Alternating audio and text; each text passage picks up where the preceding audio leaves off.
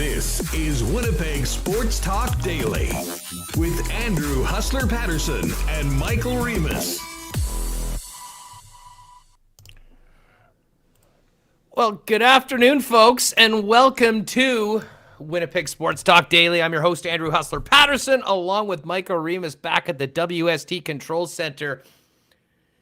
And wow, we've got a lot to talk about today. That was ugly, all caps ugly last night. Jets getting embarrassed on home ice by the Edmonton Oilers.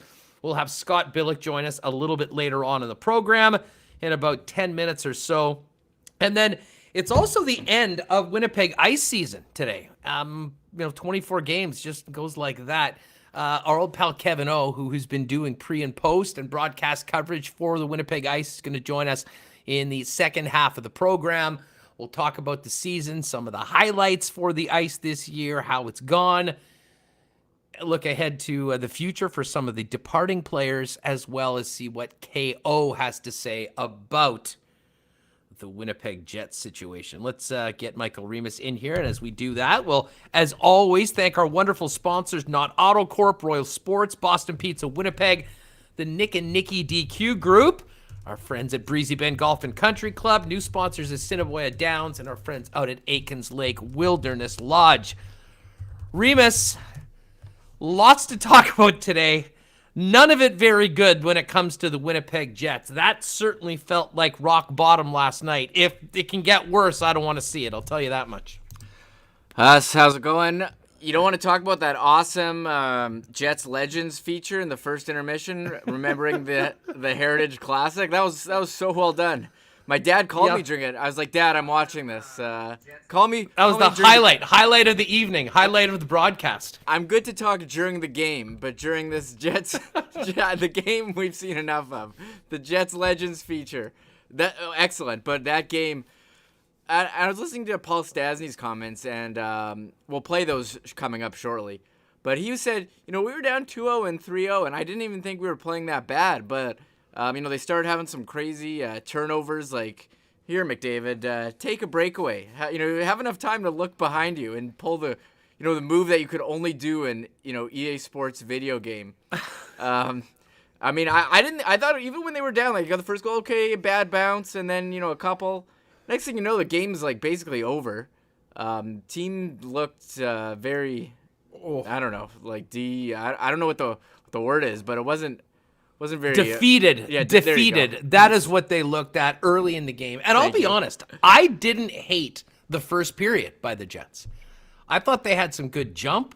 Mason Appleton was shooting the puck. I mean, they did have their fair chances. They were up on the shots for a good portion of it.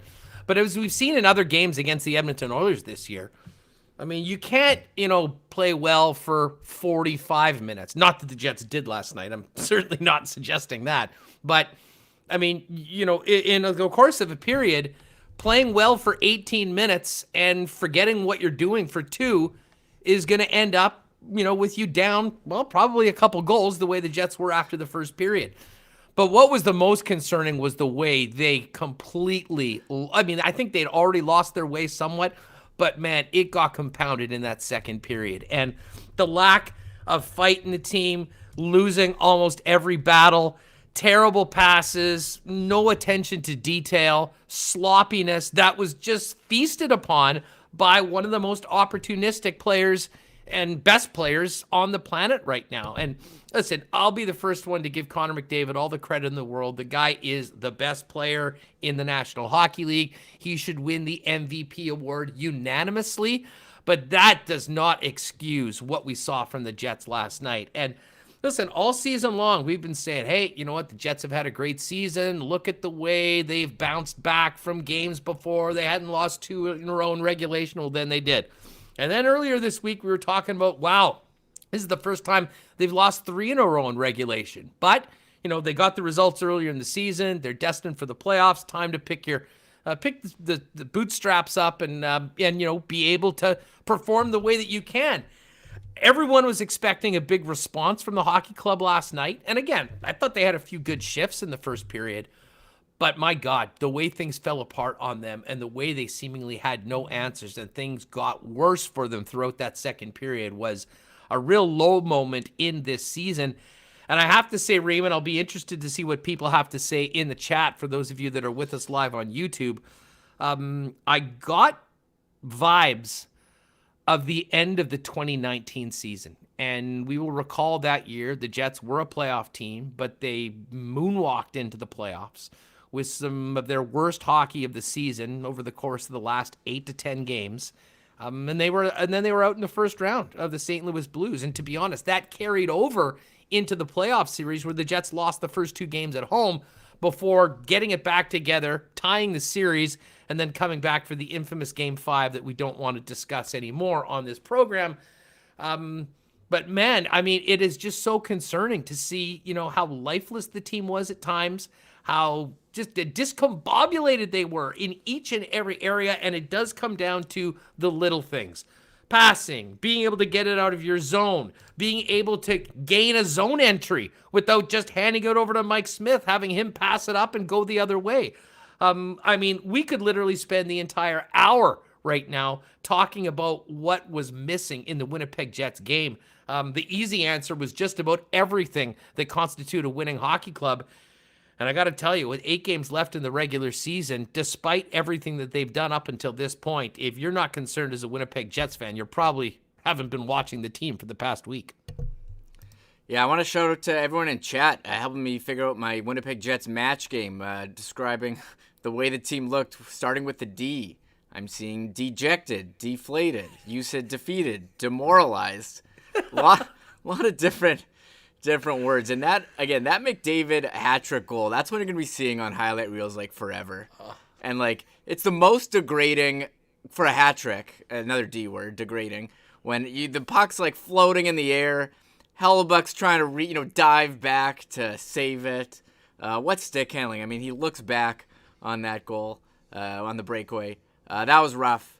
I should have taken, I saw Dom from The Athletic, who I have a lot of respect for his numbers. He tweeted out during the game that McDavid has beat up on the Jets more than any player has beat up on any other team in the league this year. And we've seen it over and over. And I was just mad that I didn't see that before the game. Otherwise, I would have taken him on DraftKings. I took the McKinnon line. And I didn't even think. Well, listen, it's not people in Winnipeg should be the least people that needs to be reminded to. I mean, we've watched these games. Even in games where earlier in the season I thought the Jets played quite well, it was McDavid that was the difference. I mean, specifically in the first 2 back-to-back regulation losses of the year. They kept the shots down relatively well, but ended up getting burned and didn't generate enough themselves. One of the other things about this, and again, we'll focus in on the Jets and what they weren't able to do last night and what they need to do to change. The one thing I will say, and we'll talk a lot about Connor McDavid, but earlier in the season, we talked about how Connor Hellebuck was sort of owning the Leafs and he was in the heads of the Toronto Maple Leafs after those games in Toronto. That's the case with Mike Smith and the Winnipeg Jets right now. And it's not only Remis, is that he is so effective. He's been so great at making the saves, and it's been giving him confidence and his team confidence. The other thing is the puck handling. And, when the Jets, you don't have Nikolai Ehlers last night. Man, how different does this team look without 27 out there? Yikes. But, Ehlers is a guy that can go in and gain the zone himself. He's by far the best player with, taking in and commanding possession in the offensive zone on the rush. That didn't happen last night. They seemed to have no problem at all bottling the Jets up, giving them nothing to do. And then what would the Jets do? Well, they just dump it in over and over and over again. And in most cases, Mike Smith, one of the best puck-handling goaltenders in the league, was more than happy to accept that, dish it off to somebody, and have the puck go right back the other way. And there was no change with the way the team played, and they didn't seem to have any answers, and they certainly didn't get any other results. But the play of Mike Smith has been a huge part of the Oilers' dominance of the Jets over the last 5 games. And, in addition to doing a bunch of other things better, they got to find a way to beat that guy if they want to even be in the conversation going into a best-of-7 series against this hockey club. Yeah, we know Mike Smith, elite goalie puck handler, and you saw that last night. And you look at his numbers against the Jets this year. This guy's playing like a Vezina Trophy winner. He's 4-0 in 5 starts, only allowed 9 goals. That's a 2.06 goals against, 936 save percentage. for a Jets team that has so much scoring, so much depth, so much firepower against an Oilers team, which we've talked about how they don't have depth and they only have one guy. Well, they can't seem to take advantage of, the Oilers' bottom lines, and everyone was saying that McLeod, who we were laughing last game. Who is this guy, third line center? He had a pretty solid game. And, we're saying, okay, the Jets just need to stop McDavid.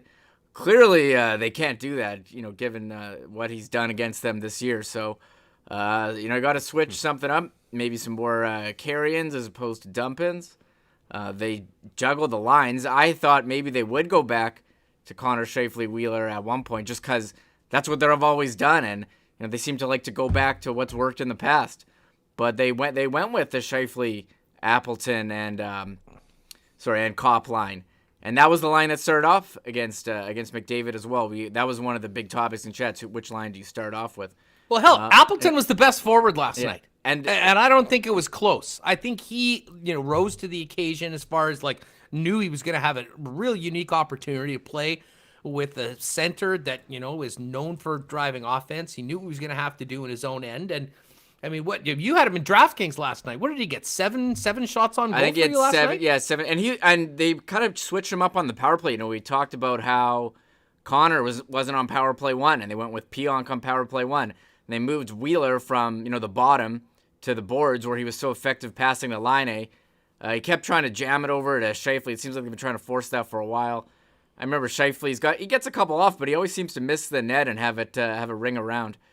But they had a couple shots. Mike Smith stopped them, but it really wasn't enough compared to the grade A's they were giving McDavid and the Oilers. Yeah, and listen, I mean, you can look at and I know we obsess about shots. The Jets are giving up too many shots, not taking enough. I mean, the shot clock doesn't tell the story of what last night's game was. What you really need to do is just watch some of that second period, losing every battle. I mean, I think back, and listen, I don't want to pick on Tucker Poolman, but I mean, he had a real rough game last night. And you think about the goal that got it all started for Edmonton. That was the one. It was a battle in the corner between Poolman and Leon Draisaitl. Poolman had pretty good position, had his skate in there, and, Draisaitl just simply out-muscled him, made a beautiful pass back to the guy in the slot, who quickly ripped over to Chasen, who one-timed it in, and bang, it's 1-0. And then towards the end of the period, again, a little bit, there was a little bit of bad luck, I guess, in it, but, again, it was a 3-on-2, and the puck goes over, and, it just slips over to Connor McDavid, and it's in, and it's 2-0, and we heard Mason Appleton speak in between periods with Sarah Orlesky, and he had said that, listen, we have to stay with our game. We sort of liked a lot of the things that we did in the first period. They came out 10 times worse in the second, and I'm not sure whether that second goal just sort of defeated them. I mean, in the past, and this is what's really concerning to me, Reem, is that in the past, going back to that 2019 team, and even previously, before they had the nice run in 2018, I always found the Jets at times seemed to be a bit of a fragile team. I mean, they play well, and then a goal would go in. This was specifically noticeable in the Pavlik era, when Pav would let in one that probably shouldn't again, and you could just feel that the spirit sag. Everything sagged last night, but it's so concerning as to the way they played, the way they reacted, or lack thereof. And I got to tell you, Paul Maurice after the game didn't have a lot of answers. And I mean, I'm not really sure what you say after a performance like that, but I will say this: we are looking at a somewhat dire situation, standings notwithstanding, because the bottom line is, if this team doesn't get back to doing some of the things that made them a playoff team very soon, we're going to be talking about a short series against the Edmonton Oilers and a lot of big questions for the Winnipeg Jets that, to be honest, who've kind of sailed through this season without a lot of adversity, a lot of injuries, and they're certainly having to face them head on right now in the final 10 games of the regular season before things really do count. And hey, if you can get things turned around in a week or two and, you learn from this, maybe this can be a good thing. But hard to really see many positives coming out of last night's game, which was an absolute ass kicking. And it was embarrassing, I think, for a lot of members of that Winnipeg Jets club, We did hear from a couple players afterwards. Andrew Kopp's always a stand-up guy, and he gets thrown out there often in very difficult situations. He was out there. But Remo, what I found really interesting was some of the comments from Paul Stastny, one of the veteran elder statesmen. He really, I mean, we didn't hear from anybody with a letter on their jersey last night. But I think Paul Stastny is the next best thing when it comes to being a real leader on this team, even though he just came back this year for a second stint. And maybe you want to get those up right now ready, because if people didn't hear them, these are sort of comments you don't hear very often. But to be honest, I appreciated them because I think they were honest, they were correct, and they're also somewhat concerning because of the honesty. He stated that, maybe this was smoke and mirrors for the last little while. He saw a lot of this coming. Yeah, I'm just pulling up right now, and I do. And Andrew, you talk about guys. Andrew Kopp's usually a player, Huss, who is honest, speaks his mind.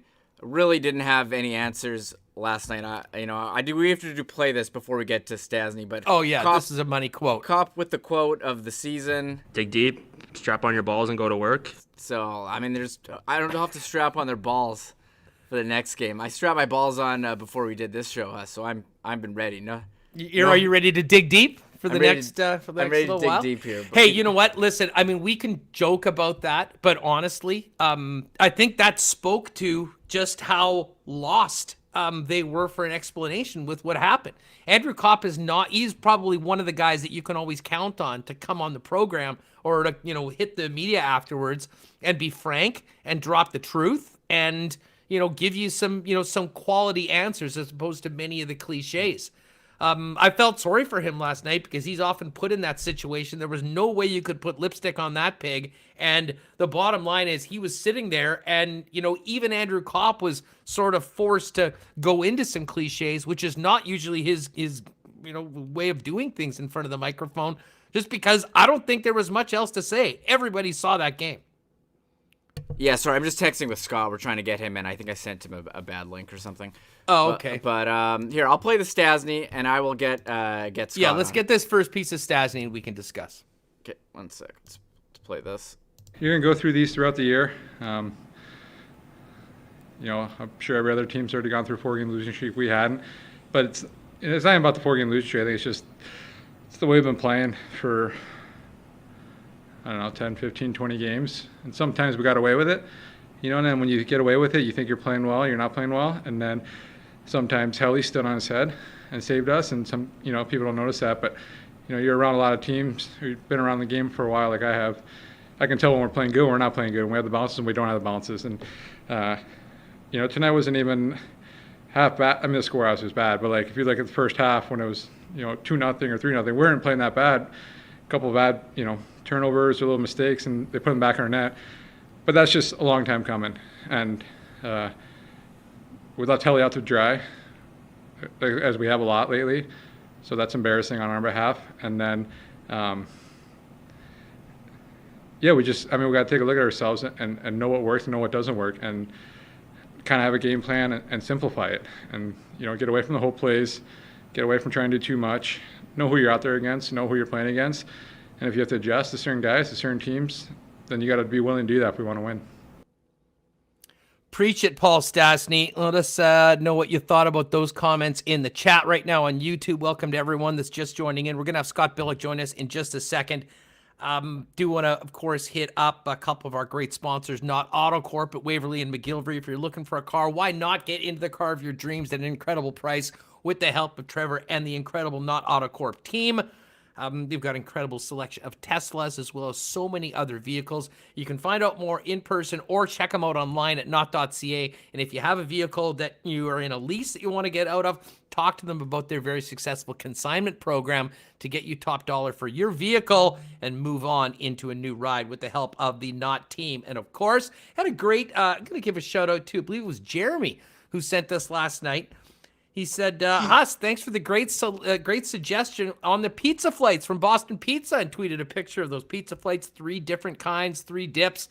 And of course, he got to enter in the Call Your Shot promo as well. That's available at all our local Boston Pizzas. But we always love that feedback, supporting our sponsors. Thanks so much. And it's always a great night for Boston Pizza. And you can call your shot with that promo by eating in taking out or by delivery as well. And all you got to do is order the pizza flights or any Molson product. Let's get to our guest line and welcome in our good friend Scott Billeck of the Winnipeg Sun. Doing some double duty, hitting COVID, hitting the Jets. And I don't know what's more depressing right now, to be honest with you, Scott, considering the last week. In all sincerity, I'm not comparing a global pandemic to a 4-game losing streak, but pretty dire around Jet fans' conversations right now. And why wouldn't they be after what was one of the low moments and most embarrassing losses in a long, long time for this franchise, dating well beyond the start of this season? Yeah, I mean, it was funny. We were talking up in press row kind of last night after that game, just talking about that 7-1 loss to the Canadiens. And you look at that loss and when Blake Wheeler came out after that game and called it an outlier, and then, this is the benefit of hindsight here, of course, it proved to be that, right? In the end, but this one, it was a Paul Stastny maybe that said last night that this felt like a long time coming, and to suggest that, for 10 to 15 games, they've been kind of, essentially playing the wrong way. And, it culminated in that kind of loss. But you can kind of see it, this isn't the first, they played 3 pretty tough games, that they didn't get the result from. And a lot of it's just because they didn't play good enough to do it. I mean, there was, you could look to the period last night, and the Jets threw a couple big hits, and that was all fine and dandy. But the Edmonton Oilers scored 2 goals, and that's really what mattered in the game. I mean, the Jets, tried to be physical in a game where it's difficult to do that in that game. And I wondered last night, if you got to kind of touch Connor McDavid a little bit more, but. Yeah, it's tough because the guy's as slippery as they come, and it just you make one mistake against that guy and it's in the back of the net. And the Jets made a lot of mistakes last night. Yeah, I was about to say. It was in the back of the net a lot last night, especially from him. And so it was every bit embarrassing as some of the players alluded to. I didn't hate the first period for the majority of it. I mean, I was really looking, and Murat and I talked about this yesterday. I mean, really keen to see how Maurice started the game, who was going to be getting the McDavid matchup right off the bat, and how that first period would go. And, I think for the first half, even the first 15 minutes, I think the Jets were, up to the challenge. They were doing some of the things that, they wanted to do. They were playing with some speed. They had some chances on the rush. But maybe this is just the sign of an emotionally fragile team, and this is something that has been an issue with the Jets during down times over previous seasons that we really had not seen at all this year. But to come out after giving up those couple goals in the second period and play the way they did and hang their goaltender out to dry, as Paul Stastny just alluded to, was incredibly concerning. And you know what, Scott? I mean, I think everyone, even if you're going to lose a game, you can lose games. I mean, if this game was a real tight 4-3 game, there would not be the same level of consternation around here right now. But what we saw, especially in the second period, where, as I kind of rolled out earlier, I mean, they lost just about every battle. They could not have been sloppier. They couldn't make a pass. They didn't seem to be connected at any point, and I realized there were some new lines. They were working with some new things, but, I mean, everything seemed to get compounded on top of each other.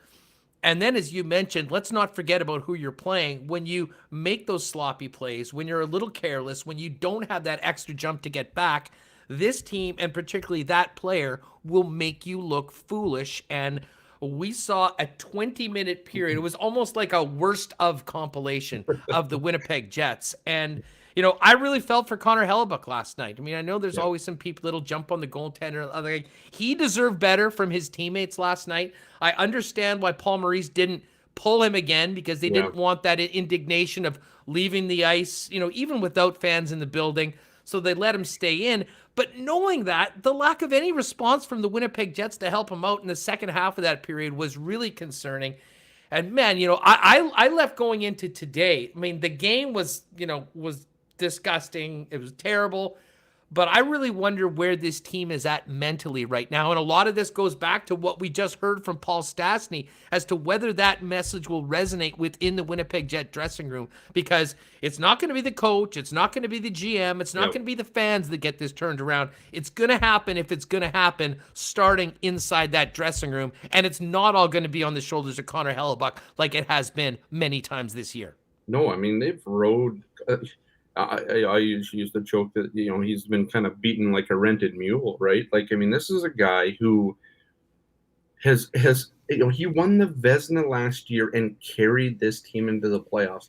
And as soon as you have some adversity in the game, everybody essentially quits around him.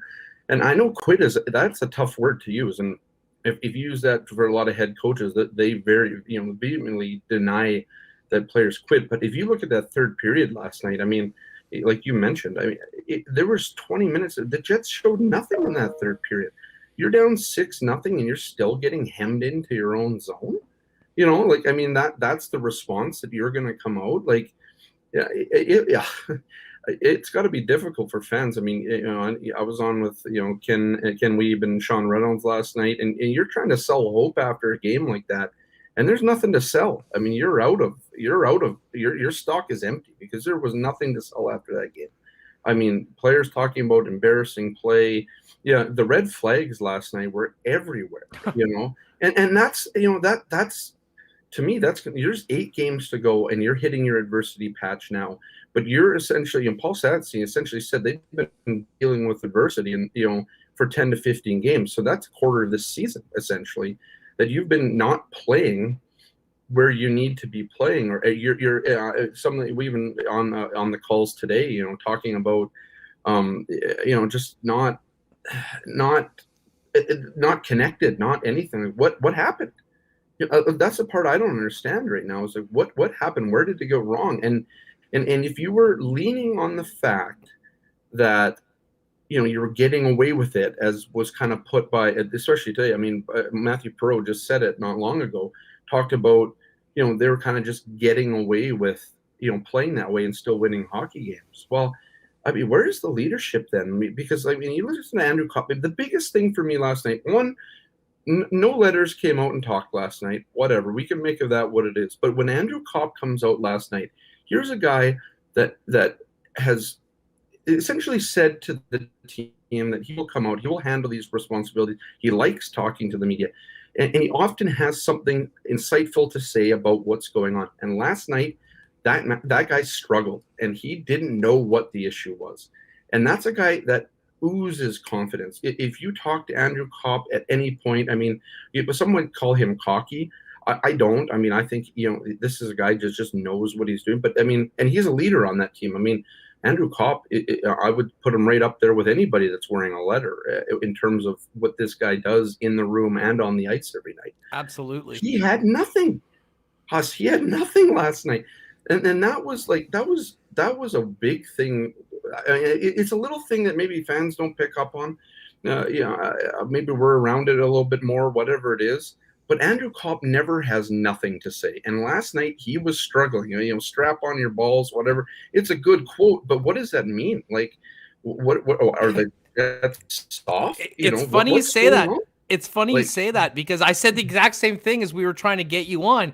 Andrew Copp is not one to resort to just some cliche to say it for the sake of saying it so we can get out of there. And I'm not saying that he was just trying to get out of there last night. I mean, he was one of the few guys that in the aftermath of the most embarrassing loss in a long time actually went and stood up. So I respect that. But you're exactly right. There are some times where you can get asked something and it's like, what am I going to say? We all just saw what happened. And there's not anything that he probably could have said that would have maybe made people feel better. But it was a difficult situation for him. It was fascinating, though, to hear Paul Stastny. And you'll be hard to find a more respected guy in most dressing rooms around the league than Paul Stastny, and where he fits in with this Winnipeg Jets team. And, again, we can talk about who the leaders are and who, if we did a redraft on who should, be wearing the letters, maybe people would think differently. He's probably a guy that's in the mix, and he's also a guy that doesn't need a letter on his jersey. which is part of the reason why I Sure. think we saw him out there last night. But to hear him speak at that length on the fact that a lot of the things that they've been doing, that they've been getting away with, have been caught up to them. Listen, something's got to change, and maybe an embarrassment like last night is sort of that last straw. Because to me, Scott, this goes one of two ways. We either see the Winnipeg Jets figure it out, get back to doing the things that they have to do to even give themselves a chance to win. Yeah. Or things keep going in this direction, and I couldn't help but say it. I'm interested in your thoughts on this. I couldn't help but go back to the game results of the final 10 games of the 2019 season. Exactly. Yes. And so I'm, we're probably on the same wavelength here, but you remember the feeling around the team then, and there was a whole bunch of things, and I've never seen anything this year that sort of at all suggested that they weren't a pretty close, tight-knit team. We knew that there seemed to be some personal issues that year and some things behind the scenes that had sort of gotten rotten on the club. Yeah. But you think about them, they were comfortably in a playoff spot. They weren't really playing for anything at the end of the year. And then, you finish up with a 5-0 loss to Vegas, come back, big win against Nashville, 5-0, everything's okay again. Well, this is how the season ended.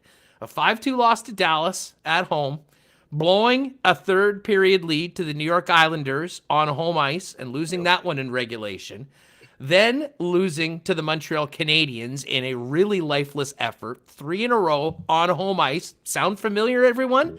They come back, they squeak out an OT win against the Blackhawks, come back home against the Wild, lose 5-1.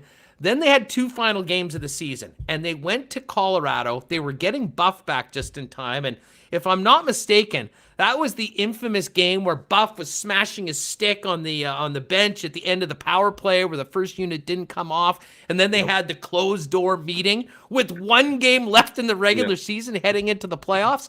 I kind of feel like we're at that point right now for the Winnipeg Jets, and maybe it's a good thing that they actually have 8 games to figure out what they're doing right now. But I would have to say, in my opinion, from watching this hockey club, this is the most concerning, crucial time for a team with a lot of talent that we've had since that season went sour and ended with a first-round exit. Yeah, I mean, I 100% agree with you. I mentioned this last night after the game as well. I mean, you wonder, there's still players on this team that went through that, and what was it that the similarities are still there? There was guys injured, Josh Morrissey, Dustin Buffin, down that, their game fell off right around New Year's and they never found it again. I'm not saying the Jets game has, dropped off, but let's extrapolate how many games would be left at this point in any other normal season.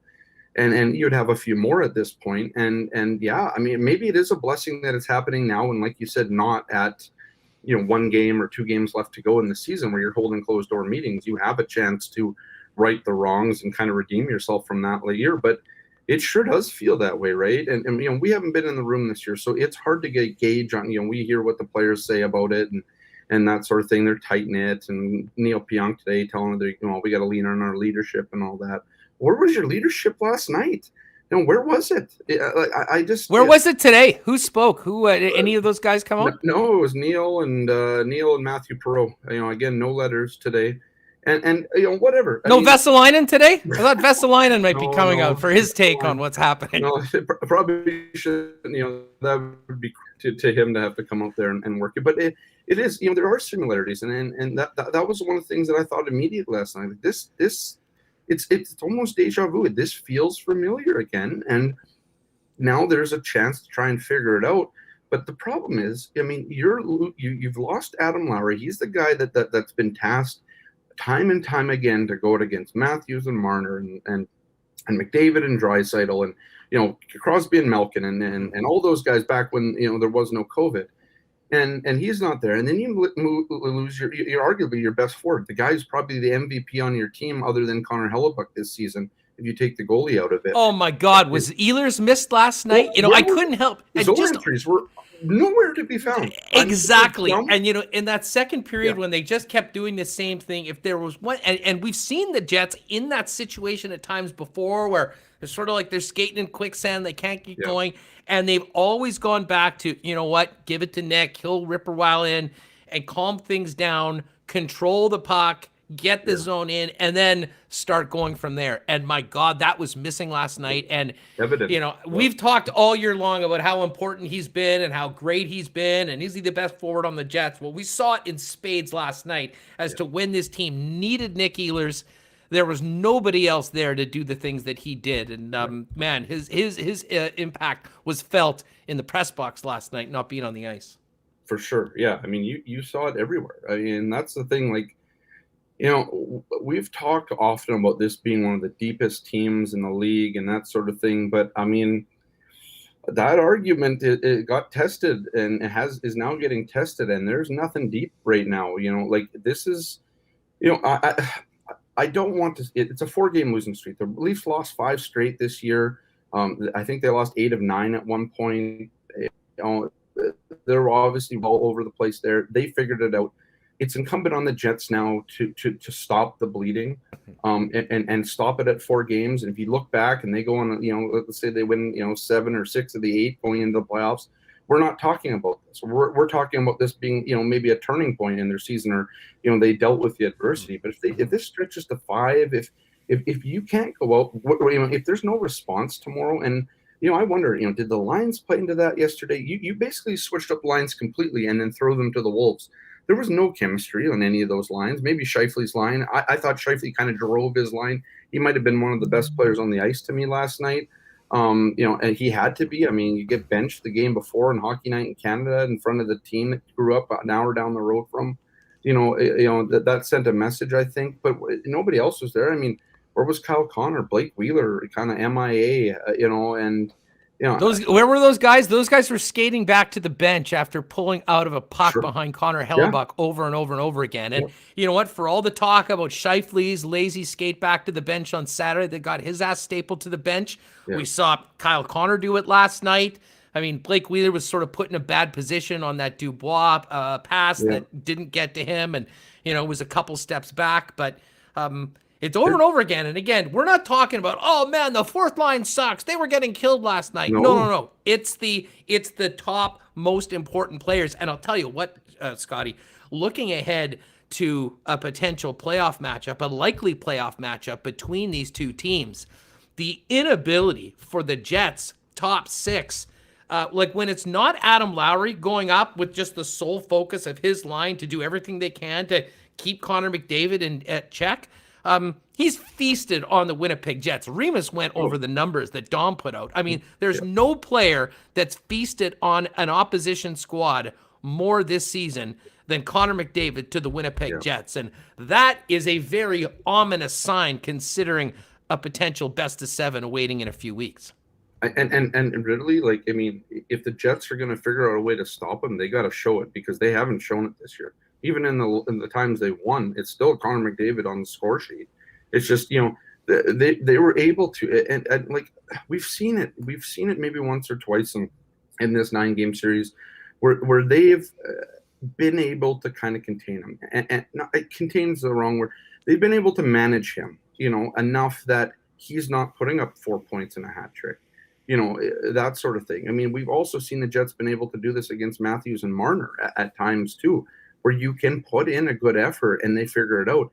It's just been so inconsistent. And so it's like, I mean, they're only got one more game left. So even if they come out tomorrow, I think there's still going to be a lot of question marks. Even if they play McDavid well tomorrow and they win that game, there's still going to be question marks, right? Because, you end up 3-6 against this team, and that's. A win tomorrow night against the Oilers doesn't erase everything that's happened so far. I will say this though: I think that the challenges of Edmonton and the problems are, as I said, if you want to look at one fortuitous thing, the timing of this, the focus is entirely probably going to be on Edmonton and beating this team over the course of the next 3 weeks. But again, if you spend so much time worrying about the guys you're playing, I think you're missing the big picture. Is the problems right now? Listen, that's a great opponent and a good team on the other side, but so much of this starts with themselves and what they are not doing as opposed to what other teams are doing to them. So you can replace, McDavid with Matthews, or, even the Habs. Like, this is all, in a lot of ways, this is a lot self-inflicted, because as great as McDavid is, So many of those opportunities were put together on a silver platter by careless, sloppy play of the Winnipeg Jets. And that, against most teams, isn't going to get it done. That, against the Edmonton Oilers, is going to get you embarrassed. And that's what happened last night at Bellant's Place. Yeah, I mean, the Jets were the busiest pizza company in the city last night, right? I mean, they were, for 2.5 hours, they're just giving it away.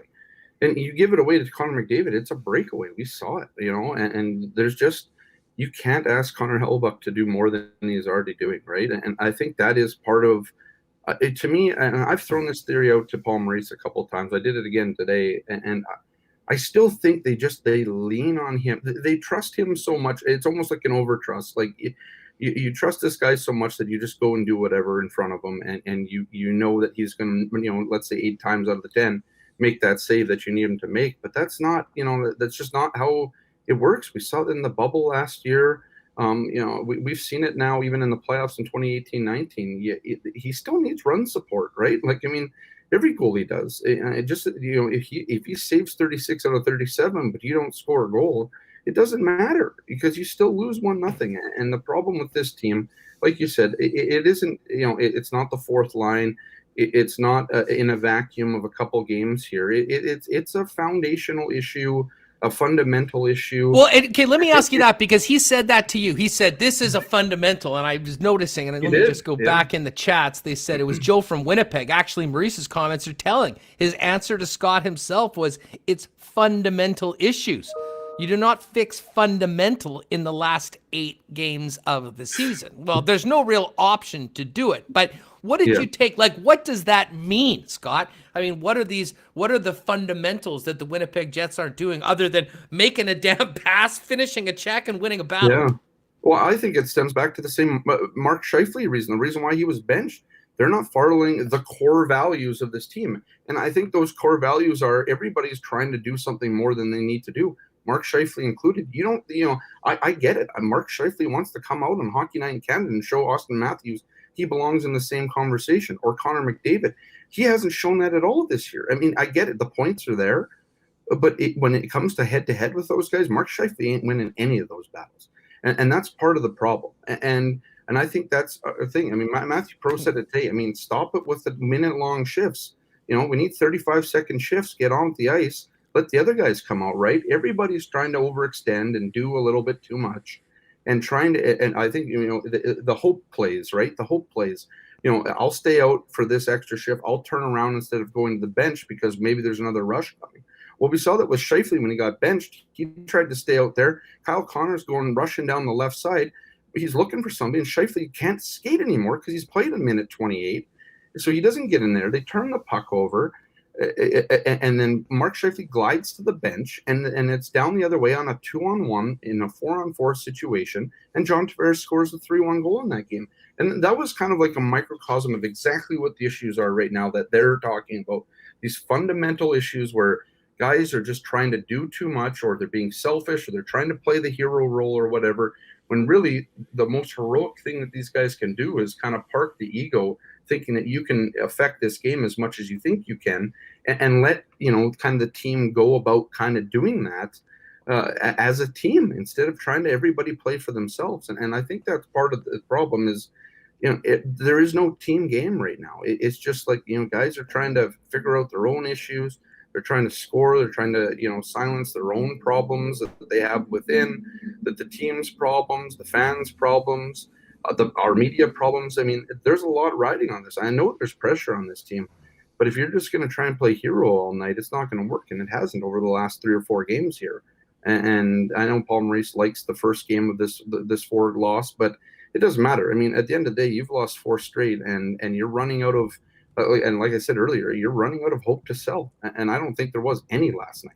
Yeah, well, as I said, if this was the Colorado game of 2019. Be thankful, I guess, that there's 8 more of these that maybe give them a little more time to figure it out. Maybe that is the positive. Well, that's about it. I'm trying to find another one, and it ain't difficult. easy. Hey, listen, before we go, and it's always great having Scott on the program. If you're not already following Scott on Twitter, @ScottBilleck, what are you waiting for? And, of course, check out his work covering the Winnipeg Jets in the pages of the Winnipeg Sun.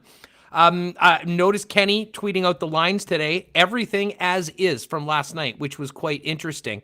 Do you, maybe just a quick word about what Coach had to say about tomorrow's game and what will or what needs to be different other than everything that we've just talked about for the last 20 minutes as to what got them in this situation in the first place?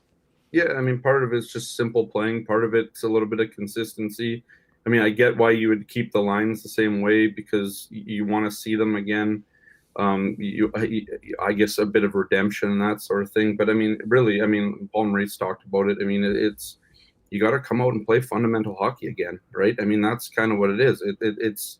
I mean, I think I'd have to go back and look at the quotes and re-listen to them. But even he's thinking that there's just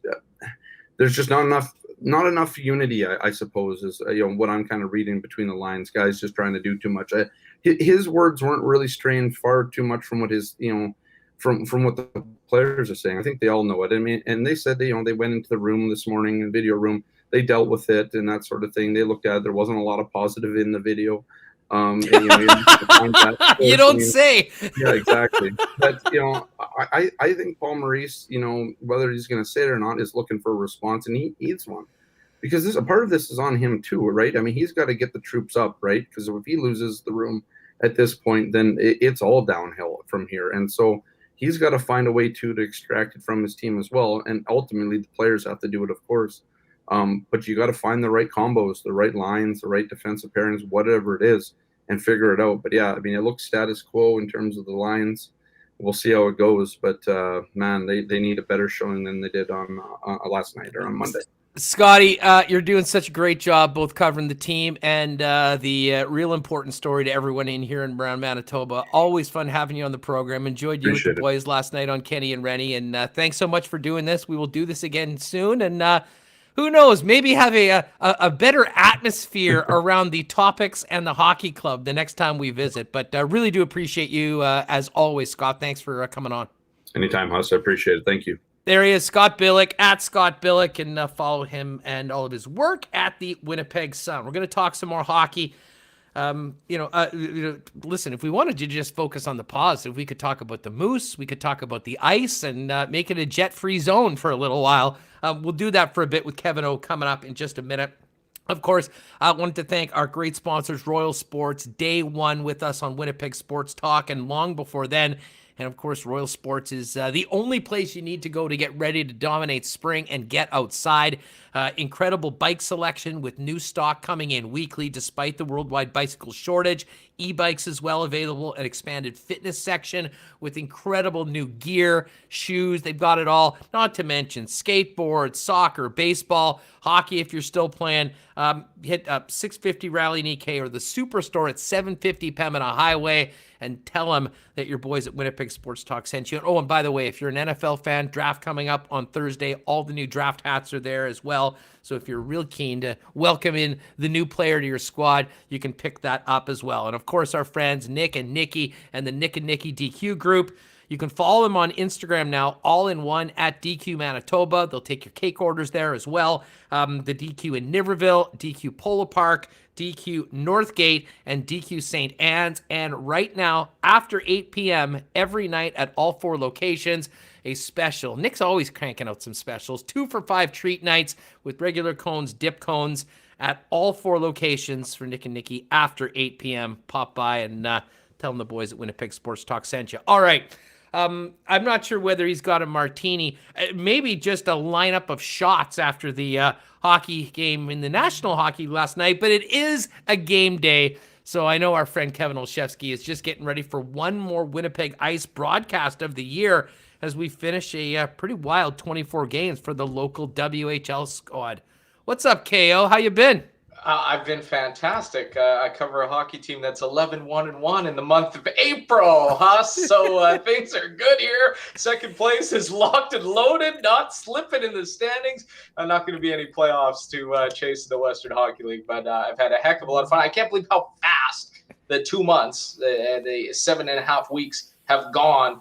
covering the Winnipeg Ice in the Western Hockey League. The regular season, the finale is tonight against the Regina Pats for the Ice, and they want to finish things in style. And of course, junior hockey, it's a big send-off, right, for your overage players. And I'm pretty sure one Peyton Krebs is going to be, if he's not a Henderson Silver Knight, heaven forbid he'll be a Vegas Golden Knight next season, and he won't be back here in Winnipeg for a long, long time until he's playing at the downtown bar.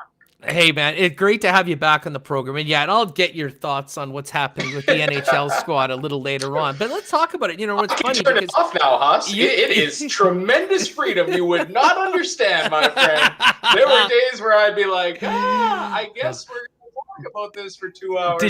Did you miss not doing the post-game show last night after? I always get the meme, right, tweeted to me. The phone lines are open, and it's just the pitchfork carrying crowd from South Park. I do miss it. I miss it even on nights like that. That's how much I miss it, Huss. So I'm not going to lie to you and say, sugarcoat it. Oh, yeah, I just turned it off. No, I like the rest of Winnipeg, just complete masochist, watched it right till the bitter end. Is Connor going to get 10 points tonight? Is Connor Hellebuyck going to get scored on while he's on the bench, after pulled for Lauren Brossois in the third period?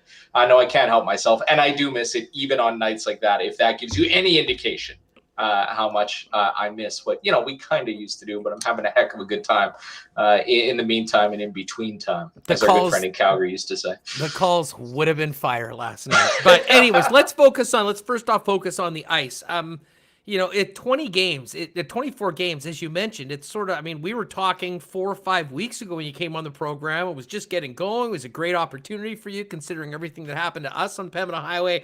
And you also got a chance to watch a pretty fun, exciting team and young men, I think, that were so happy and thankful to just get an opportunity to play after having the majority of a very important development season in their lives being taken away from them. Now that we're 23 through of 24, certainly the results of James Patrick's Ice team has been great, but what have you seen from the club, how they've sort of grown through it, and where they're at right now going into the final game of the season, even with the win falling just short of Donnie Maxwell, Brandon Wheat Kings, who had such a great run, I believe 18-3 and 1 before their final game. Yeah, you had to bring them up, right? I'm embedded. Huss. That's right. That's right. You rivals.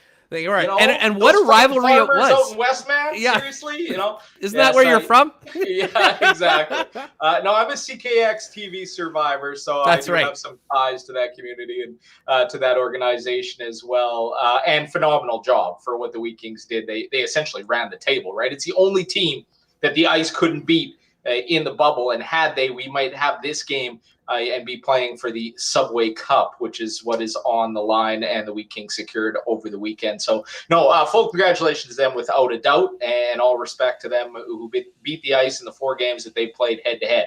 Couple of overtime matchups, couple of questionable, you know what junior hockey's like, Huss. A couple of calls you don't love, a couple of situations, that you wish could be a little different. But remarkable journey for the Winnipeg Ice this season in 24 games, and it all starts when you lose your stud first round.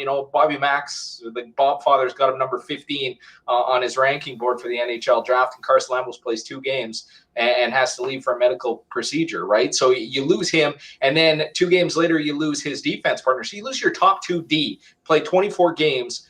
They lost 2 other defensemen along the way in the interim. Peyton Krebs had to jump back and play defense for a week and a half, and he still, put up a franchise record point scoring streak and leads the league in scoring and assists and power play points.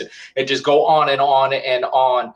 Remarkable effort. And the development, you talk about it, right? These kids are so thankful. They saw what happened in the Ontario Hockey League, right? They didn't get a sniff. They didn't get a chance to get out there and play. So whether they had a great night, whether they had a good shift, whether they had a bad period, whatever it was, they were right back out there, and they were ultra focused, man. And you talk to James Patrick, and he wants accountability, and he wants to build a culture around what Peyton Krebs and how that engine works. and they've absolutely had it, because there's been games where they've teetered on the brink. They won a bunch of games in overtime. They stormed back to win games that they probably had no business being in. There was nights where they could have mailed it in the third period and said, we're down 2 or 3 goals. It's not happening. They just continue to do it and come from behind and beat everybody except Brandon. So it was really fun, and it was an amazing accomplishment. I know it's second place and silver medal, and everybody will look at that and say, that's not where you want to be at the end of the day. For this group, for what they did and for who they were, losing their top 2 D-men, oh boy, it was a fun run, man. It certainly was. And, credit to the organization, the head coach, and all the young men that went out there and made the most of this opportunity. I have to ask you, what were the circumstances that led to no playoffs? And the reason I ask is that even if you weren't going to do a big series, I mean, I was so choked last year. You'll remember, we'd been talking on the station. Good Lord, Ice first season, we're going to get it's the Wheaties. Cage match. Cage match. Yeah, we are getting Wheaties, Ice. I mean, this Manitoba rivalry is going to be set off. It didn't happen for obvious reasons. But, I mean, with they're in the bubble, I'm thought, can we at least get like a best of 5 or something for the Subway Cup with the top 2 teams, and let's keep it going? Disappointing it's not happening. Do we know at all about, was this just basically a safety thing with what's happening with the virus? They thought, we've been here long enough, we're going to get these games in and then get everybody back home safe and sound? Well, yeah, and especially because when you look at their records last year, Huss, the Wheat Kings won the first 4. They played 8 times in the regular season. The Ice won the next 4. So they lost the first 4 here. So they were destined to be on track to take down the Arch Rivals. You know what they looked at was playoffs as a whole, right? Is there any way that you could have the Central teams and the Alberta teams, the BC and the US teams all get together for an actual playoffs and a Western Hockey League championship? And because the season was staggered in all of those divisions, like the US division, BC division got going later, Central division, and every division other than the East bubble in Regina had shutdowns due to COVID along the way. So there's teams in those divisions, like the Kelowna Rockets are only going to play 16 games out of the 24. They're not going to get the full sked in. Calgary, Medicine Hat, same idea in the Central. So I think they looked at it and just said, you've proven your point because you played these same teams. You played everybody 4 times. It's on an equal basis. We're going to dole out the end of season awards by division because you would be waiting another month, right? It'd be a Memorial Cup situation where you got a team, the host team sometimes that waits 2 months to get out and play hockey. And then you get back to quarantining and where these kids are at and injuries and all that. So it just wasn't feasible this year. I think they exhausted every available option and opportunity to try to do it. It would have been a heck of a lot of fun. But you know what? Given what we've seen from these 2 teams, I don't know if it would have ended any different. I don't know if it would have proven anything we didn't already know. Kevin Olszewski with us, wrapping up ice season. They play the final game of 24 tonight. They'll finish just back of the Brandon Wheat Kings in second place in the East Division when it's all said and done. You mentioned Peyton Krebs. We've had him on the show before. I mean, just such a wonderful young man, very bright future with the Vegas Golden Knights organization. Carson Lambos was the other player we've talked to before who will be a first-round pick in this year's draft. But outside of that group, tell us about some of the other exciting players that you saw, including a 15-year-old coming in. And I know there was one 15-year-old everyone was talking about. That's Connor Bedard in Regina. But the Ice had their own. Who are some of the newer, younger players of the Ice that you've seen right now that hopefully we'll be able to see in person next year with fans in the building here in Winnipeg? Well, the future is incredibly bright. I look at that Brandon team that, is going to edge out the Ice by, 2 or 3 points for the Subway Cup. Well, they're graduating most of their top players, right? Braden Schneider's going to be playing either, with the New York Rangers or within the organization. He's going to be off to the races. For the Winnipeg Ice, between Zach Benson, who's the aforementioned underage 15-year-old, 10 goals in 24 games. The kid is, 5'5", 120 pounds, remarkable hockey sense. I know Connor Bedard lit it up and had 28 points in the 12 games that he played, not taking that away from him. Yeah, I mean, the numbers are staggering, right? So he's going to lead the U18 team now on to glory without a doubt. But so you've got a 15-year-old who's an underager, and then their first pick from last year's draft, who came in as a 16-year-old, Connor Geekie, whose brother Morgan is playing with the Carolina Hurricanes right now, is 6'4". He's over 200 pounds, and timely goals. Like, this is not the big man, like the power forward. This is the dangle big man, the Mario Lemieux type, he doesn't look like he's going that fast. How did he just blow my doors off kind of player? And timely goals from this kid when they needed a spark, when they needed an overtime winner. He absolutely walked players. He had about 4 or 5 highlight reel goals. So, yeah, they're going to lose Peyton Krebs next year. But their veteran core that's going to move up in Jake and Smallwood and Connor McLennan, who's a Philadelphia Flyers pick. He's second in the league in goals right now. Those guys are coming back. And these young kids, they really worked their way up. They got a guy named Mikey Milne back. He had off-season shoulder surgery. When he came back and he fit in with those 2 young kids, and he's actually draft eligible this year. When he came back into the lineup, he's got tons of speed and plays real smart game. When those 3 got together, they moved up to be the bona fide second line of this team, and they're 15, 16, and 17 years old. So they're going to lose some, and there's a legacy that Peyton's going to leave, on this young Zach Benson on how to prepare and how to get ready and how to focus yourself. And you don't have to be the biggest body to be the most effective player. Future's incredibly bright, and not to mention the defenseman that stepped up.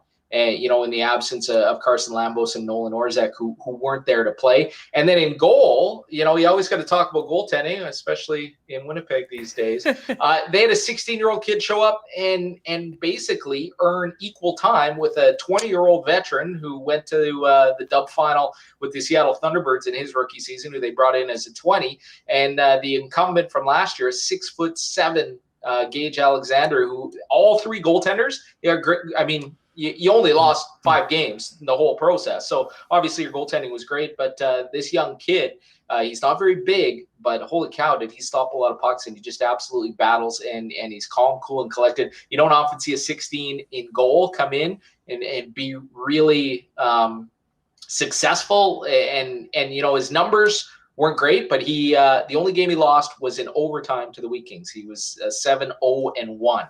In his starts in the bubble. So just incredible glut of talent coming to the Winnipeg Ice down the line here. And this year of development, like I said, right? Would have you seen a 16-year-old play goal in this league? You would have 20, and you would have a 17-year-old, the big guy who you brought in, right? This kid would have never got a sniff unless there was injuries. The guys on the back end that got to play, Zach Benson would have been afforded as an AP 5 games, and that would be it. No, he comes in and plays all 24 and is going to be locked and loaded when they have a full season next year. So the Ice Cave, if we all get back there, and we know how insane we're all going to be just to see live sports again, if we can get back at the U of M and rocking and rolling with this team, it's going to be nuts, Huss, next year. I guarantee it. So exciting with the young talent that they've got on this club. And as I said, just exciting to think about being able to get back into some of these rinks and see it right in front of our eyes. Kevin Olszewski is with us. KO, have to ask you about the Jets. Listen, we see the I'll chat check right with my now. buddy. Hey, Soft Monkey, what'd you think? He was playing D last night, so it's okay. I was talking with Billeck earlier. I at the end of that game last night, just with where the team is right now at the end of this season, it reminded me of the end of the 2019 season when they were going in the wrong direction at the worst possible time. They had their playoff spot all but wrapped up, and they literally moonwalked into the playoffs with some of their worst performances of the season at the end of the year. The Jets do have 8 games left in the regular season, but from your perspective, how concerning is it what we've seen from this club that really hadn't had any rough rides for the majority of the first 40-odd games of this regular season? Well, it is what it is, and it's ugly out there, and it all came crashing down on them and was, there for everyone to see last night without a doubt. I'm trying to remain optimistic that it's not the same, that it is different somehow, that, 2 weeks ago, the Toronto Maple Leafs were in the same tailspin, right? And then they turn it around. We put such a laser focus on this North Division, the way, every game, and you move so far. This is the first slump of any kind that they've had all season. Is it horrible timing? Yes. Are all the wheels off the apple cart and their groceries all over the aisle? There might be, and we certainly could get there. Or could they tip things back up and be on the right track? I think there's a chance, but it doesn't feel good. And the Nikolai Ehlers injury is just devastating, right? But if now Connor Hellebuck's not stopping pucks, and you're seeing, no Lowry and no Ehlers, And it's everything that we kind of said all season. If they don't get top flight goaltending, or if the other teams take it to another level or another gear, as we heard in the post game last night, and you're not there, maybe you're not there. And maybe this is just a stone cold reality, and you're going to face it and walk into it, because we always talk about identity, right? Like, so what is their identity? They can't skate with McDavid. They can't score with Toronto. They can't defend with either of those teams. Dave Tippett's system, you can say what you will about the Oilers personnel. They bought in and they defend, right? And the Oilers are only going to be as good as Mike Smith. And when he's hot and he's great. And when he's not, he's really not. And when he cools off, and when that happens, it's coming. Does it come at the end of a playoff run? Does it come before that? We will wait and see. It hasn't happened yet, so you keep counting them out. And they don't match up with the Oilers. They don't match up well with Montreal. They don't match up well with Toronto. With those are the 4 teams that you have a chance playing in the playoffs. I don't like your chances. So I'm worried. I'm worried like everybody else. I'm trying to stay positive and say that, this is just a blip and they're sorting out their business. But boy, there just seems like there's smoke all over the place, right? With the Scheifele thing. And well, let me ask you about exactly with that. What Stastny said last night. Yeah. And the Stastny thing, I think that was some well-needed truth for, I think, everyone in that locker room. And I'm not sure if they're getting it from many of the other players, but that's a guy people will listen to. And I think some of the things that he said absolutely needed to be said, and I'm glad that he did. But speaking of Scheifele, there's no one in this city that's talked more about the coaching decisions and the players than you over the last few years, both on the program, but directly with fans after every game on our post-game shows back at the old station. What did you think when you saw on Saturday night Scheifele's keister stapled to the bench for 17 minutes in the second period? I was screaming in real time, to be honest with you, Huss. I saw that shift unfold, the 4-on-4, and he went up and down the ice 3 more times after Wheeler had gotten off, and that he had no business being on the ice. And then the big loop around behind the net, as you see the rush going down the other way. And honestly, I said he should be benched for that. I don't think he will be, right? Because it very rarely happens. So it was the right move. It's what needed to happen. The dude has not been good in his own end for years now. Everybody knows that. He's not focused on it. And when he wants to play that way, like he did in that Nashville series, you go back, I know he was scoring a ton of goals, but in my mind, the effort, defense in the NHL is about effort, right? You have to be, I know it's not fun and all the cookies are at the other end, and that's where you want to work your magic. But you have to work twice as hard in your own end to get those opportunities. And there's just too many made the frames, right? And the data bears it out. Your top offensive players, they're not going to be your best defensive players. Patrice Bergeron is a unicorn, right? Sidney Crosby, there's going to be very few who can do that. Jonathan Taves, the short list of the players who do that. So Scheif isn't one of those guys, and he doesn't need to be. But he needs to be average at best, and you have to put in that effort at that end. And you see it. The proof is in the video, right? Well, for sure. It was a message that absolutely needed to be sent by the coach, and some would argue, myself included, that maybe that message was overdue, in the past, this season, previous seasons, and it didn't happen. All that being said, as a coach, especially with the star player, you only have so many cards to play, right? And hockey's different than it was in our era where the coach made the law, right? Now the players run the room, right? And that's a big reason why I think it took so long for it to get to this point where Maurice decided to do something as obvious and public in that circumstance as he did on Saturday night. So my question to you is, where does this go from here? Because, best case scenario, Scheifele gets the message taken, comes out and plays some of his best hockey. If that doesn't happen going forward, is this something we will look back to and continue to talk about? Think about that if things don't go in the right direction, considering what has happened over the course of this week, do we then, obviously there's a big part of the fan base that's already talking about Paul Maurice, but do those guys live happily ever after, Kevin? Or are we at sort of a crossroads where the player probably decides how he is going to react to this? And in a lot of ways, the fate, at least the short-term fate of the franchise, almost hangs in the balance. I go back to history and history between these two guys. And you know that hockey's like a family. And, I heard Elliot Friedman say the other day that, internally guys are saying, like, I'm sick of these guys, right? These 20 guys, that's the only thing that I've seen, for the last 6 months.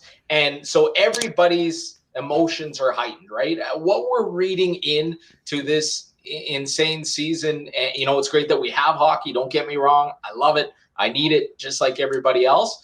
But I think we're reading into every little detail because we honestly have nothing else better to do at this point. And I think there's a strong history there. I think there's a strong relationship. This is different than Patrick Laine, where you had a young player who didn't have that established. Like, you have Paul Maurice talking about statues, the Shife's going to go up. And, there's been deposits in that bank of accountability and trust between these two. And, is this as much a message to Scheifele as it is to the rest of the team? And is that what Paul says? Do we just have the wrong read on it, right? You're taking it word for word from what they're saying, and everybody puts their slant on it. The people who hate Paul Maurice are like, well, good, the coach is out and Scheif is pissed at him, and this is going to end, and Hellebuck's mad that he got pulled. Or all these guys who all want the same thing, which is to win, which is what we all want. Are we missing the read on Maurice's message? Wasn't necessarily, it was to Scheifele as an individual, but it's to the rest of the team that I will do it to him, and the rest of you need to fall in line as well, because everybody's cheating a little bit for offense, like Paul Stastny said last night, and then just put that, skew on it that all of a sudden it's everybody wanting to be better and wanting to get out of this 4-game skid and wanting to be prepared for the playoffs and knowing that their game isn't where it needs to be. And all of a sudden it's just a tweak and it's just an adjustment, as opposed to a complete, we're pushing the TNT button and we're blowing this thing up. Could it go that way? Absolutely. Was there smoke and fire with the Dustin Byfuglien situation? And, as much as I tried to say, come on, it can't be that bad. Well, apparently it was, right? Because dude walked away. So, you can only read into so much. It's only what they're saying. But all I'm saying is that there's always a perspective. You come at it and you hear those comments from what your perception is, right? And what you think and what you want. And we don't have all the information. So this is, at the end of the day, they're making the playoffs, right? And you have to get into the dance, and then we see what happens. I don't want them to back in like they did before. But, without Ehlers and without Lowry right now, that might just be the way that it happens. Sorry. Well, we'll see what happens tomorrow night. 8 games to go. I think we'll find out. Do I have to watch? I'll watch the first 2 minutes. That's it. You'll watch because, of course, you'll have nothing to do after tonight. Just before we go, tee up the final ice game of this 24-game regular season. They finish up against the hosts, the Regina Pats. They've beaten them 3 straight times, but real fun, entertaining style of hockey. The Pats, now that they've lost Bedard to the U18s, they want to open it up. They want to skate. They want to have some fun. So, Peyton Krebs got the franchise point scoring streak. He's gone every game except the first one against the Wheat Kings. He's had a point, breaking Mike Comrie's record from 21 years ago when he played with the Kootenay Ice at the time. Broke that last night. So that they're unencumbered, right? You can't finish higher than second. Go out. This will be the last. You waited 1.5 years to get to these games. The 2 months have blown by. Get this game in. Enjoy it. There's no penalties for not having fun in this one, and it might be 5.5 months before you get to play again. So pregame on a station, 1290 a.m. on your dial in Winnipeg, 6:30, and 7 o'clock. Mitch Peacock will have the call from Regina. It'll be a fun one, without a doubt. Hey, buddy, give my best to Mitch and everyone with the ice on a great season. We will talk to either the coach or Jake kind of to wrap everything up once it's all done. But always fun catching up with you. Let's do this again soon when you're back to having plenty of time for us. Love it and miss you guys for sure. Thanks, KO. There he is, Kevin Olszewski. Giving me a follow on Twitter if you haven't already at SportsKevinO. Obviously doing a great job. And what a season it has been for the Ice. I mean, all those teams have been through so much. It is great that they were able to get 24 games in. They've got 23 in, 24 down. And, of course, congratulations to a good friend of mine, Don McGilvery, as the head coach of the Brandon Wheat Kings, who are going to be crowned the Eastern Division champions based on the regular season. All right, that was great stuff with Kevin. Great stuff with Scott Billeck. Want to remind you, Valspar gets going tomorrow on the PGA Tour. We'll be talking about it on heading into the weekend for our friends at Breezy Bend Country Club. Breezy Bend, the course is back open, doing some incredible work on the course right now with maybe the best staff to do that in Manitoba. But if you're thinking about maybe making a move to an incredible private club for next year, they are full right now. They're building that waiting list. Find out more at breezybend.ca. Give Corey a call over there and talk to him about getting involved from next year, and hopefully we'll see you out on the links. Cannot wait to get out there at some point this season. And of course, if you're thinking about maybe a getaway right now in Manitoba, Aikens Lake Wilderness Lodge, about a 45-minute drive from the city, quick up and down in the plane, and then you're at just a world-class resort run by incredible people, the Turenne family. And normally in June, they're completely full with American visitors. That's obviously not happening this year. So some of the most popular dates during the entire season available right now for Manitobans. Find out more at Aikens Lake, AIKENS Lake.com, or on Twitter at Aikens Lake. All right, let's get Remis back in here. We'll get to the CoolBet lines in a minute for our friends at CoolBet Canada. Well, Rima, I'm not surprised. We had quite a bit to say today about what we're seeing and not seeing from the Winnipeg Jets. I know the chat has been popping all show long, and I believe I saw we got to 3.8K subs too. So despite the performance of the team, a lot of other good things happening around Winnipeg Sports Talk today. Really enjoyed the chats with Kevin and Scott. Yeah, 3,800 YouTube subscribers. Big milestone. So thank you, everyone in chat. Thanks, everybody. The road to 4K. Yeah, we're on the road. So it's been under 2 months, and we're already here. So we've picked up a bunch on today's show. So it's so awesome. And, our analytics say, Huss, 40% of the people in chat right now are not subscribed. So if you're not, what are you doing? Or tell us tell us what we're doing wrong, and hit that subscribe button. So pretty awesome to see everyone. Wow. Great chat. I can't believe we can even know that going on. Well, yeah, hook us up, folks. I mean, we're having some fun. It's a free show. We got some great sponsors, great guests. Hit that red subscribe button, and do us a favor, hit the like button too. It's the thumbs up. May have to close the chat to do that, but that apparently helps us as well in the world of analytics, which Remis, now an analytics guy. Maybe not as much in hockey, but certainly in the world of the internet. Hey, I like the hockey analytics, but yeah, I'm poring over these YouTube analytics, podcast analytics. Actually, iTunes has some new analytics I was looking at. I listed off like every single city in Manitoba where someone has tuned in. And here, should I pull these up right now? I can...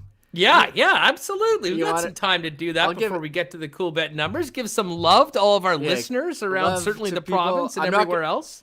I'm going to get Flin Flon, The Paw, Neepawa, Minnedosa, Swan River, Thompson, Carmen, Stonewall, Dauphin, Altona, Lac du Bonnie, Niverville, Portage, Brandon, Selkirk, Winkler, Gimli, Steinbach, and of course Winnipeg. So pretty much all over the province. People are getting Thank you, everybody. And that's only on Apple Podcasts. I know there's a lot of other podcast providers. So pick your favorite one and hop on. We are very high in the iTunes hockey charts as well. Yeah, and you know what? Listen, for people that are with us on YouTube right now, while you're making sure you're subscribed and liking, hit us up. Just throw in where you're listening to us. Mitch is in Motown. The Bullet is in Selkirk. So yeah, hit us up with where you're listening to right now. We obviously love to know where everyone is coming from, and as we get out of Jet season into the summer, we'll be able to do a lot more, Manitoba stories, Manitoba athletes, Manitobans going to the Olympics, all sorts of things that'll hopefully resonate with people around the province as well as just here in Winnipeg, albeit we are called Winnipeg Sports Talk. Sean's headband's out in Winkler. Oh, and Sean's headband, by the way, you were asking about the lid I'm wearing right now. Shout out to my boy Doobie, who I think is watching. Yeah, it's from the Peg Authentic. They've got a little store on Corden. You can pick it up there. Just look them up online at the Peg Authentic. This is the snapback, and definitely one of my favorite hats. Let's see where else we got here. Michael Northam's in Lorette. We've got God's Country. That, of course, is Transcona. We know where that is. Taylor's listening from work. We know where you work, Taylor. James Stevens in Oakbank. Sandy and G are in North Winnipeg. So we got St. B, Ericsdale. We've got River Heights here. We've got La Broquerie. Jeff Kabilis. Oh, maybe he knows Ty in La Broquerie. Sunny St. Vital. We got Elmwood. We got St. Adolphe. And Yohan Urima's popping in every day from Vaughan, Ontario. Love it. NLCC's out in Vancouver. And beautiful downtown Lockport for Pat Cananuga. And, of course, Caleb and a bunch of gangs supporting the stream from the wonderful capital city of Winnipeg, Manitoba. There you go. And one of the comments in chat, you were talking about it with Scott and Kevin, what this game reminds you of. And we had a lot of people in chat listing off some of the worst Jets games ever. And I kind of like doing that. I don't know why. Maybe because I'm a sick person. Like I'm very, I think because I tweeted, the 2-year anniversary of the Kevin Hayes goal no goal where he, took the puck out of the Blues net from 2019. People are like, why are you tweeting this? I'm like, you got to remember this stuff. And people are giving shout outs to Claude Noel's last game as head coach versus Columbus. Grebe texted Brian Grebe, shout out to Brian, who's out in California, a long time, one of the most loyal listeners of 1290. He certainly fits the category of a 1290 orphan. Tweeted me last night in the second period, this feels like the Columbus game at Hustlerama. And that was all basically we needed to say. We knew that game. I will never forget it. I remember the Columbus game. The Columbus game. I sat in my seats up in 316 with our old friend Joel Marcoux. And Marcoux said, we got into the third period. It was a Saturday night, if I recall correctly. And we were having a few beers. And, it's 5 minutes into the third period. We're like, man, should we just go to the Shark Club or something? Like, this is bad. And Marcoux goes, no, we should stay till the end because this smells like the end. And lo and behold, the next morning, Sunday a.m., the press release came out. We knew what happened. It was the end of Claude Noel. And listen, I'm not there for last night. I mean, the game in Columbus was a team that completely quit on their head coach. I thought the team last night didn't quit as much as they were just completely lost. And then they were lacking a lot of what you hope to see from a team, to get themselves back in it. And they just simply didn't do that. But I'll tell you what, you have a couple more games like that on this stretch going in. Like, nothing's going to happen now. I mean, I know we always get the people, it's the coach, change the coach. Guys, listen, Kevin Cheveldayoff is not pulling a Lou Lamoriello and gassing his coach and stepping up behind the bench to take over going into the playoffs like Lou did on a couple of occasions in the past. That's not happening right now. However, I mean, this is going to go one of two ways. And if it goes the wrong way for the Winnipeg Jets, I think at that point you have huge questions about what happened this season. How did this happen the way that it did? And is the team on the right path? And I mean, this goes for coaching and it also goes for personnel. And, we'll have 8 regular season games to sort of see the way the team is trending from what I think we all hope was rock bottom last night. But again, regardless of what happens in those 8 games, the real determination will come from their performance in the playoffs. And, as I said, it is not looking good against the Edmonton Oilers. This team has owned the Winnipeg Jets in their last 5 matchups. You're coming off a terrible, embarrassing performance on home ice that I think has left a lot of people searching for answers, especially the people in that Jet dressing room. But again, this will be, if you want to call this a referendum on the organization, the fans may be. I'm not sure whether Kevin Cheveldayoff or most importantly, Mark Chipman thinks that, but we'll see. I do know that it's a very competitive group. I do know that there's a lot of belief that this team is a quality team and is ready to go and make an impact come playoff time. It's pretty hard to determine that if you were just watching the team for the past week. So I'm fascinated to see what we get out of this club tomorrow night. And win or lose, less concerned with the actual result. That'll be for come round 1 of the playoffs. But can they get a bit of their mojo back? Can they play with some pride? Can they compete the way you need to compete to win in the National Hockey League? That wasn't there last night. And if that is there, then maybe everything else can come together. But if you don't start with that, it's not even a conversation. Yeah, the one thing for me, yes, you definitely want to see a much closer game. You want to see, I think we're at the point where it's like, okay, we want to see an effort. What you really like to see is them to hold, even if they lose, hold McDavid to like, can you hold it? He's averaged like more than 2 points a game. I just looked it up. It was 19 points in 8 games against the Jets. That's absurd. 7 goals, 12 assists. I mean, you look at him, the guy's unstoppable. He can skate. I mean, his stick handling on that that OT winner, he's just showing, not the OT, but the hat trick goal. He's just showing off there. He's incredible to watch. And every single time you watch him, like, oh my God. I know Jets fans are having flashbacks, like, oh, this is what it must have felt like watching the 80s Jets against Gretzky. It's certainly rough. And you're talking about games that it reminds you of. I sickly love bringing up 2012 Ovechkin and the Capitals coming to Winnipeg for 2 games. The back-to-back games, total combined score of 10-1. Yeah, you had a 4-0 in the first one. These were games the Jets needed to win to get into the playoffs. It's not quite the same now, but these are games, the Jets were gunning for first place. They needed to win those games against Toronto. Didn't go so hot. Now it's like, okay, can you right the ship? 3-game losing streak, first one of the year. I don't want to say it was a no-show last night. That happened? Yeah, they lost 6-1. McDavid had a hat trick. Well, now let's go back-to-back. Let's see again. Is it going to be more of the same? Like, if you have the exact same thing like they did 2 games in a row, I mean, I remember that first game against Washington. It was like, okay, a 4-0. That's not going to happen again. And this is 2012. Feels like yesterday to me, but apparently that's 9 years ago now. There's a lot of scars. There's a lot of scar tissue. I was at both of those games. Those are the 2 games that remind me. Not to mention where it all started coming apart was the remember back when everyone thought it was cute and cheeky to boo the best player on the other team nonstop. Yeah. And then Eric Stahl basically scored 2 goals, won a huge game for Carolina against the Jets, and essentially told everybody exactly what he was thinking about with this play and his reaction afterwards. It sort of stopped a little bit after that, but certainly it wasn't doing the home team any favors. Anyways, hopefully we won't have to go down misery lane after Wednesday's game because they do have not memory lane, misery lane. Sorry for bringing that up, but you're just like, it reminds me of 2019 when they lost all those games and backed in the playoffs. Well, lost it's to the funny. Stanley Cup champs. Although it totally does, and it is a lot of the same team. And if that happens again, you do have to wonder. Changes are definitely going to be made if the exact same thing happens. I mean, how could they? You'd like to think that, right? No, significant changes, and whether that's coaching, personnel, both.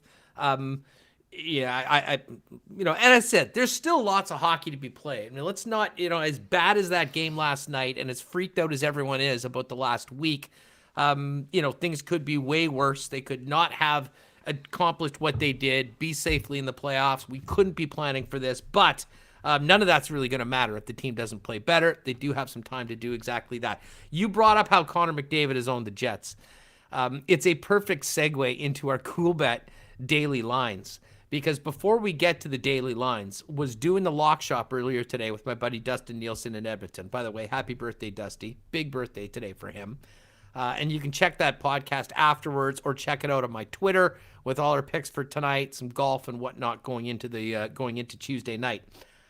But Dustin, when we were talking about how much McDavid is owning the Jets right now and what he's doing right now, so he contacted Chris Abbott to get in touch with the bookmakers. And right now, we have a prop up on CoolBet of whether Connor McDavid will hit the 100-point barrier, 100-point mark for the season. So essentially, it's over under 99.5 season points. He needs 19 in 10 games to do it. And the over is the favorite at minus 133. The under is plus 105. Now, it's interesting, Reem. The first thing I asked is, well, wait a second, how many games left against the Jets? Yeah, because just one. Because those have been big point games for Connor McDavid. Well, that game is tomorrow. We've spent a lot of time talking about what the Jets are going to hopefully do against McDavid. They haven't done so far this season. But you think about 10 games, the potential of maybe being rested at the end if they pretty much know what the story is. I mean, how important is getting to 100 points in a 56-game season for McDavid or for the organization? So I think there's value at the under at 99.5. That being said, watching what he's done to the Winnipeg Jets up close and personal, it's pretty hard to bet against Connor McDavid in pretty much anything right now. Remis, I'd also make a bet that he is the unanimous Hart Trophy winner at the end of this season. He better be. if he's not, the award's broken. There could be some other player, who helped some fringe team get into the playoffs. But I mean, you're looking at his point totals. I mean, there's no question here. So he's got the highest points per game since Mario Lemieux in 2001 when he came back from big back injury after a few years off. It's incredible what Connor McDavid is doing. We're very lucky to be able to watch this guy, but sadly, he has to play for Edmonton. Couldn't he play for some team in the East like Crosby? We never have to see him. But I mean, it's a double-edged sword. We got to watch these incredible players all year long, but then you got to go through them to get through it. Although I think you can look at the rest of, whether you're talking about Vegas and the Avalanche in the West, or Carolina and Tampa in that division, or Boston, Pittsburgh, Washington, the Islanders. You could make an argument that maybe this might be the easiest division to get out of. So at the same time, I'm here for all of it, but I'm very, very interested and intrigued as to what we're going to see from this Winnipeg Jets club tomorrow night, considering how ugly last night was. I can't wait to see what the big story. But just back on McDavid, I mean, it's hard not to watch the game last night and see what he's done against the Jets this year and be like, how many more years is he going to be doing this to us on the Oilers? Let's get back to the Central. To the Central ASAP. Bring on the whatever the Southeast division. I miss those times. Well, you had to deal with Ovechkin then, but he really has been slaying the Jets. But yeah, tomorrow's game, I'm very hyped for it. We did have some media. We didn't get to Paul Stastny's second clip. You know what? Listen, cue that up. I just want to finish these cool bet lines for the games tonight. We've got 8 games in the National Hockey League. Some of the more interesting ones tonight. The Nashville had a big win against the Panthers. They're going back-to-back head-to-head. Panthers -120, road favorite. Panthers +102 on the money line. This game was off the board for a while, and I have a feeling it has something to do with Alex Ovechkin's availability for tonight.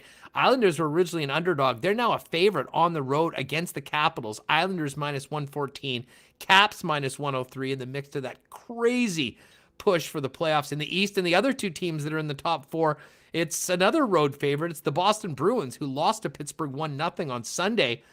They are -119 on the road. Pittsburgh, another home dog, at +102. Other games, Philly at Jersey, Buffalo at the Rangers, and Carolina Hurricanes -130 at the Dallas Stars. Stars have won 6 of 7 and are now pushing Nashville for that final playoff spot. So big games for both Nashville and Dallas tonight, and Florida and Carolina as well, although they're safely in the playoffs. Go to coolbet.com, check out all the lines. But before you do that, hit our Twitter at Sports Talk Winnipeg. Every day we post the daily lines with a bonus code and a link for you to sign up with WST. All right, there are lines for Coolbet Canada. Again, check out the Lock Shop after this program before the game start if you want some more picks. We've got some baseball. We've got the golf picks for the weekend, a little bit of NFL draft talk, which we will have more coming up these next couple days. Reed Fowler and Andy Mack are going to join us the next couple days. And the return of Hacksaw, Lee Hacksaw Hamilton, coming up on Friday, as well as a Kentucky Derby preview, in addition to all of the Jets coverage you've come to love here on Winnipeg Sports Talk. All right, Remo, back to last night. Before we finish, we had, 2 clips of Paul Stastny. We heard the first one, but there was plenty more where the veteran center had for us last night for the media, and it's definitely worth a listen for Jets fans if they didn't catch it. Yeah, I think, like I said, because we're getting away with it. So when you're winning games, you forget the bad plays and you just remember what went in and the outcome of the game. And,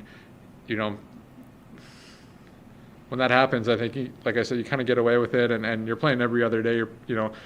Throughout the season, it's kind of like these mini series, right? So every time you play a team, you play them 2 times or 3 times. You're kind of so focused on that, and then you turn a page and kind of forget, who you played last time, and now it's a new team. But it's more of us players, holding each other accountable, because it's everybody. It's not just certain guys. I think everybody's got a little cheat in their game, and we got to be more honest. We got to be more honest with ourselves, especially this time of year. I think it's going to be harder. That's fine, and you never want to go through a stretch where nothing goes bad. If it's too easy, then that's dangerous, because all of a sudden you hit a speed bump, and all of a sudden, you're shell shocked, and before you know it's over. So maybe this is good, it's happening now, but like I said, it's not going to change right away. But if it's next game or the game after that, I think we got to get back to figuring out the fundamentals that we've created as our identity on this team, and get back to it and kind of stick with it. And then, a lot of cliches here, but that's just how it is sometimes. It's not getting too worried about that end result and just focusing on whether it's period by period or just 5-minute segments, and then, being there to support each other and helping out each other on the ice. That was one of the more interesting post-game comments you'll hear from any NHLer. It was necessary. It was honest. And I see Winnipeg Jets 280 in the chat dropping in. Stastny deserves a letter too. That sounded like leadership last night. And listen, I'm not making a comment to the guys that were put out there that didn't speak today, but you need your leaders to step up in very adverse times. This is the most adverse time the Jets have seen all season long. Got some injuries. They're not playing well. They looked lost at times last season. And to me, that was something that really needed to be said to the Winnipeg Jets. And I imagine they're having plenty of those conversations, inside the locker room that we aren't a part of. And I guess we'll find out tomorrow night how much listening was being done and what they got out of that video session today. Because, Rima, I can imagine that must have been, when you want to talk about video sessions after losses, that would have been one that the guys were probably looking at through their hands as it went. Because, that would have been tough to look at. That's tough to look at for fans. Just imagine looking at it if you were part of what was happening on the ice. Not fun. Yeah, it'd be fun to hear, be inside of that when they're going through.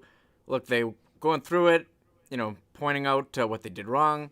If you play, let's see some carry-ins next game. See if you can, beat Mike Smith. Don't turn the puck over. I think go back to a couple simple things. As Stastny said, they've hung Hellebuyck out to dry, and he's bailed them out so many times. And, there's plays where I think it was before the McDavid, I think second goal. He had a breakaway right before that, got stopped on, comes back with the shot on the ice. Hellebuyck got absolutely hung out to dry. And it sucks because I have heard some people, I don't know whether they weren't watching the game or whether they just said, Hellebuyck can't make a save. Did anyone expect any of those to be stopped? Grade A, point blank, one-timers, breakaways, from the best players in the world. Those are going to happen. That was not at all on the goaltender last night. And I appreciated both Stastny and Coach Maurice mentioning that last night because they need he and his confidence. And listen, we know Connor Hellebuck's confidence. It's not going to waver at all.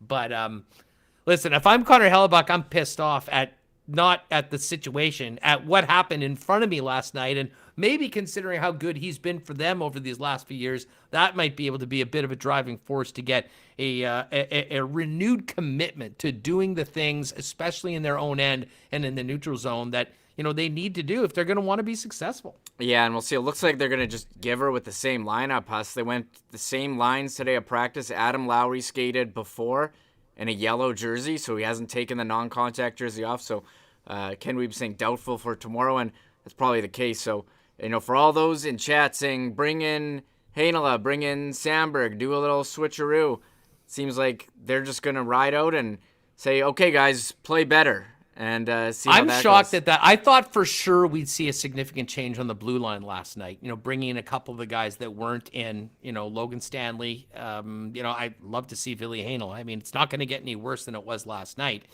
And even I know we've always just been talking about that one spot on the blue line. Considering what we've seen last night and over the last little while, would it be at the end of the world if Derek Forbort or Tucker Poolman got a night off? I don't think so. But again, we'll see. I'm not surprised in a way that the lines weren't shifted up significantly today for practice, because things just went so bad last night. I'm not sure whether you can, just say, okay, well, obviously none of that worked and go forward. And not to mention how many other options they have right now, especially with Nikolai Ehlers out. Man, was he missed last night. We talked a lot about how important he is to the Jets. We saw firsthand last night because it hit with Billeck earlier on. His ability to control the puck, to gain the zone. We had none of that. Jets had none of that last night. And, the missing Nikolai Ehlers, affects you offensively, but just in kind of being able to weather some of those storms from the Oilers and the ability to have the puck as opposed to be chasing it the whole time certainly took a hit without Nikolai Ehlers in the lineup. And listen, it's time for other guys to step up. And it's going to start, though, with the guys at the top of the lineup, 55, 26. They get paid the big bucks. They get the big ice time. They need to respond in a big way, and I think most Jet fans are certainly hoping that will be the case tomorrow night, Reem. Oh yeah, you'd like to see something. So we're all tuned in. We're gonna be here tomorrow at 1.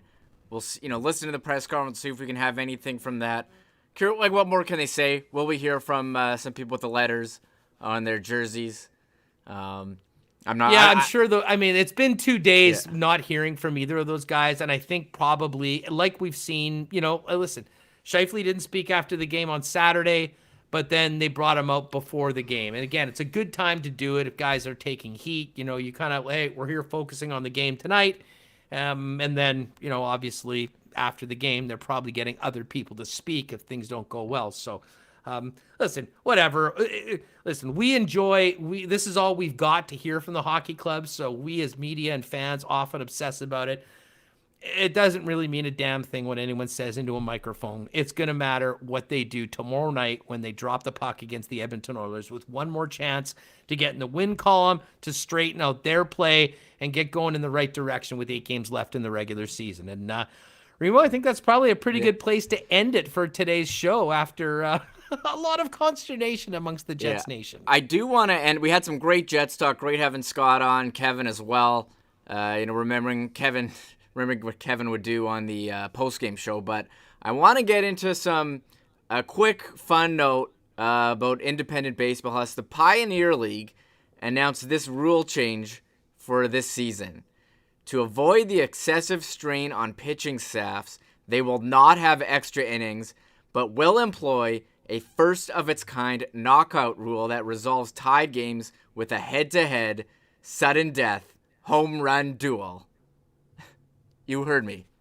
Yeah. What now are the pitchers are there actual pitchers pitching? Do they bring out the jugs gun? I mean, how exactly does this work? I don't know. Under the rule, each team designates a hitter who will receive 5 pitches with the game determined by the most home runs. If still tied after the first knockout round, another hitter is selected for a sudden death home run face-off until a winner is declared. This is the Pioneer League. I just want to watch Pioneer League games. I'm just going to search the scoreboard and see if they're tie games and then jump in the 9th inning, hoping that nobody scores so we can see the sudden death home run derby. Yeah, we've wanted to see a home run.